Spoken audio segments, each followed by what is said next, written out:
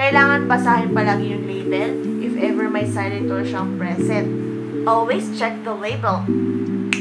Huwag nyo natangkain bigyan ng alak yung mga alaga nyo, okay? Minus 1,000 points sa heaven. Hindi ng tao rumurupok, pati buto rumurupok. And hindi po totoo na nakakalinis ng ngipin ng buto. That is actually a myth.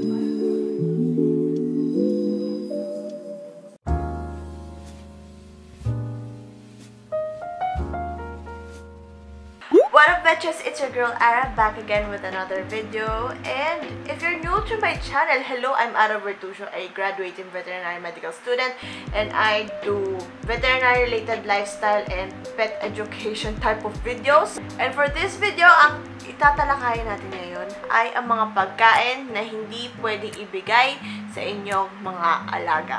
So without further ado, if you want to know kung ano yung mga pagkain na yon, lalo na palapit na kasi ang Christmas season, New Year, mga festivities, ang daming klase pagkain dyan. If you want to know ano yung mga pagkain na yon, just keep on watching. Let's go! Number 1, milk, cow's milk specifically, dairy, and cheese. Technically, lahat ng to dairy products eh. Ano ba yung mga dairy products? Actually, anything that is made with cow's milk, mga butter, mga ice cream, mga yogurt, mga ganon.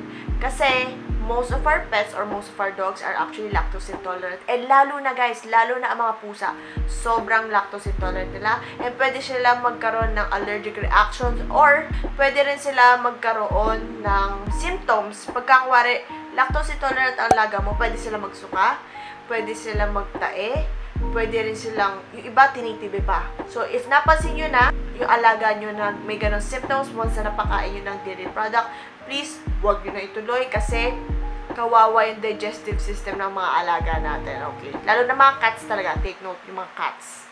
Chocolates, and mga caffeinated products or anything with caffeine in it. Lalo na, di ba, chocolate may caffeine yan. And also coffee, lalo na yung mga yan, bawal yan sa mga alaga natin. Why? Kasi may compound na tinatawag na theobromine, which is actually toxic to our pets. The darker the chocolate, meaning the higher the dosage ng toxicity, mas toxic. Mas pagkakuwari nakainom ng kape ang alaga nyo or nakakain ng chocolate, ito yung mga possible na sintomas na pwede maranasan ng alaga nyo. Nausea, diarrhea, vomiting, rapid breathing, heart palpitation, muscle tremors, at pwede ring seizures. So, pagka ganito na nangyari or kapag nakakain ng alaga nyo na isang box ng chocolate or isang bar ng chocolate, tapos ang liliit niyang breed or kahit malaking breed man yan, isang bar or isang box of chocolate, that is a lot. Please, isugod nyo agad sa vet kasi this is already an emergency case. Number 3, lalo na ngayon guys, diba, ang daming prutas. Every festivity, parang feeling ko palagi may prutas dyan. And syempre, hindi mawawala ang grapes natin. And of course, iba, raisins. Technically, ang raisins ay grapes, pero pinatuyo lang kasi pinrocess lang siya, kaya raisins na siya. Grapes and raisins, bawal. Ekis po yun sa mga alaga natin. Kasi it will lead to gastroenteritis or inflammation ng GIT or gastrointestinal tract ng ating mga alaga. Tapos, pwede mag-lead to vomiting and dehydration. It could also lead to kidney failure. So guys, malala talaga pag nakakain siya ng maraming ubas. Pero pagkakuha nakakain siya ng 1 grape, pwede pa naman yon.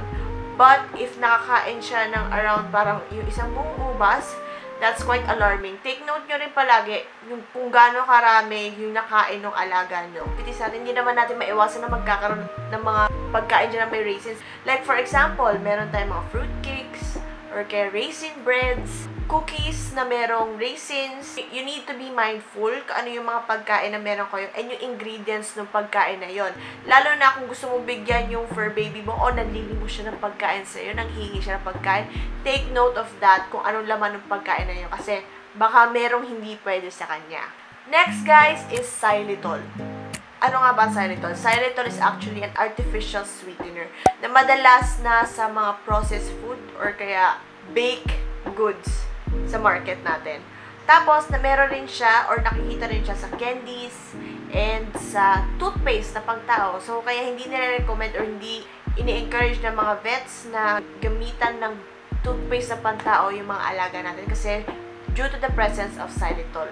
Take note guys, yung mga pagkain na meron tayo, lalo na yung mga processed food na meron tayo, or mga baked goods na nabibili natin sa market, kailangan basahin palagi yung label if ever may xylitol siyang present. Always check the label. Pwede kasi magkaroon sila ng hyperglycemia. It can cause severe reaction sa mga pusa natin. Lalo na mga pusa. Ibang-iba talaga ang aso at pusa.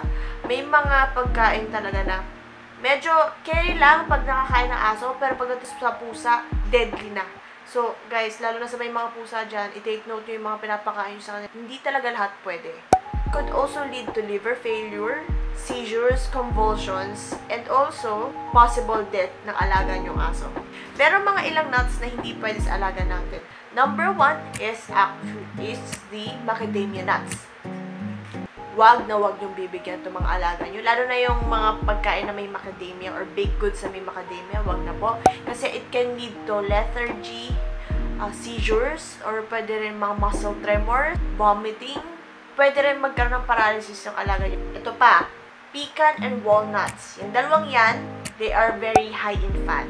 Or yung mga fatty food, hindi maganda sa mga alaga natin kasi it may lead to pancreatitis or inflammation ng pancreas nila. And also, dahil sa size ng pecan saka walnut, mahihirapan mag-digest yung mga alaga natin doon sa nuts na yun. And last nut that you need to take note ay nutmeg. It can lead to possible hallucinations, elevated heart rate ng mga alaga natin. So, again, yung 4 na nuts na kailangan mo i-take note, macadamia nuts, pecan, walnut, at saka nutmeg. Ang dami nito sa mga baked goods, to be honest. Ang dami nito sa mga cookies, mga ganon. So, alalahanin nyo to Ito, sobrang dami nito. Gamit na gamit to sa mga cuisines natin dyan. Garlic and onion, of course, pinagsasatay natin. Lalo sa mga stuffings rin ng mga manok, ng mga lechon, mga ganon. Ang dami nito. Wag na wag nyo silang bibigyan ng garlic and onion. Kasi it can lead to anemia. It actually destroys yung RBC ng mga alaga natin or red blood cells. And will lead to inflammation ng kanilang GIT or gastroenteritis rin. Pero take note rin guys, small amount, sabihin natin parang isang maliit na butil ng sibuyas na kakain sila, it's unlikely na magkakaroon agad ng simptomas or magkakaroon ng problema. But, pagkakuha nakakain sila ng large volume of garlic and onion, sabihin natin isang buong onion nakain niya. And also, yung prolonged consumption of this, para kuwari, everyday mo pinapakain ng food na merong garlic and onion, tapos sabihin na natin 1 week, mag-accumulate rin yan, it will lead to a toxic effect sa inyong alaga. Siyempre, mas maganda, iwasan mo lang talaga yun, garlic and onion. Ito, alcohol. Siyempre, Pasko, New Year, celebration, mga wine, mga gin, tequila, hehe, hindi po ito pwede sa kanila. Talagang total X po. Very, very harmful for both dogs and cats. A teaspoon of this can actually damage or can cause damage na sa liver and sa brain ng pusa. Tapos, sa aso naman, possible magka-kidney failure naman sila pag once nakainom ng alcohol. Huwag nyo natangkain bigyan ng alak yung mga alaga nyo, okay? Minus 1,000 points sa heaven. Ito, dahil ang daming hamonado, ang daming chicken, ang daming lechon, syempre may mga buto-buto yan. So guys, bones, lalo na yung ibang cooked bones, syempre yung mga buto na to kasi pag niluto, rumurupok sila. Hindi lang tao rumurupok, pati buto rumurupok. Tapos, itong mga to, syempre, pag once na nakagat ng mga alaga natin, magkakaroon ng splinter or piraso na part ng buto, which can lead to internal damage sa kanila. And pwede rin mag-cause ng blockage sa gastrointestinal system ng mga alaga natin. And hindi po totoo na nakakalinis ng ngipin ng buto. That is actually a myth. Ang makakalinis lang ng ngipin ng alaga nyo ay ang pagtututbrush pa rin pagtututbrush, okay? Next naman guys is yung Christmas processed ham. Sobrang high in fat and sobrang taas ng sodium or salt. And hindi maganda yung amount of fat and salt na yun sa mga alaga natin. This will actually lead to digestive problems. And also take note dahil mataas nga sa salt, baka mag-contribute pa to sa possible in the future magkaroon sila ng crystals or stones sa kidneys. So, or sa urinary bladder, or sa urinary system nila. Kaya please don't give them food na high in fat and high in salt.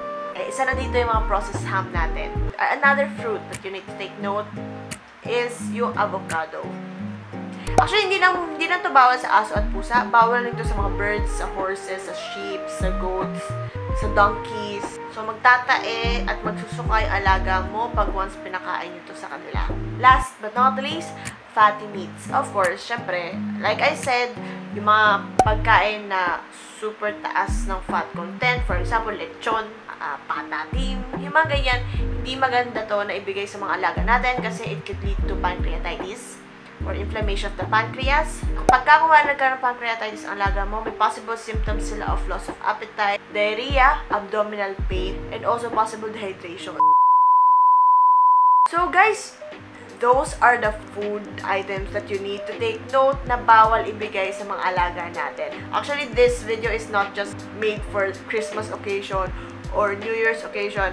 This is made for all year round. Kasi syempre, pinapakain natin alaga natin all year round, diba? So, we need to take note or be mindful of what food items we should give to them or yung mga pwedeng food items natin na pwede natin i-share sa kanila. Syempre, minsan din natin matiis na bigyan sila ng kinakain natin kasi nanghihingi sila. So anyways guys, I hope you like this video. Do give this video a thumbs up and don't forget to subscribe to my channel and click the bell to be notified whenever I upload a new video. And also, don't forget to follow me on my social media accounts. It's at Aravertusio sa TikTok, sa Instagram, sa Twitter, sa Facebook. Yun lamang guys, I hope may natutunan kayo. Do share this to other fur parents out there para ma-inform rin sila kung ano yung mga pagkain na hindi dapat ibigay sa mga alaga nila. Yun lamang. Ara, seryo. Bye guys!